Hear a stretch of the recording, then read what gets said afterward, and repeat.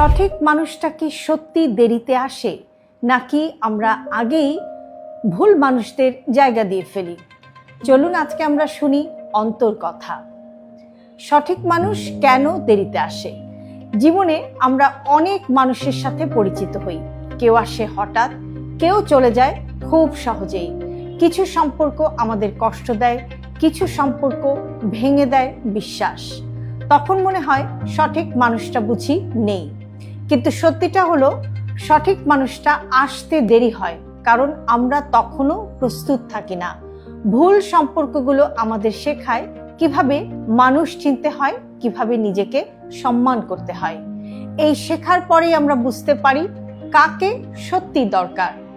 আর তখনই আসে সেই মানুষ যে আপনাকে বুঝবে, সম্মান করবে আর আপনাকে শান্তি দেবে।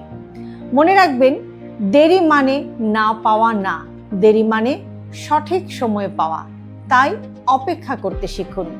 যদি আপনি আপনার অন্তরের কথা শুনে থাকেন তাহলে কমেন্টে লিখুন, সঠিক মানুষ দেরিতে আসে কিন্তু ঠিকই আসে।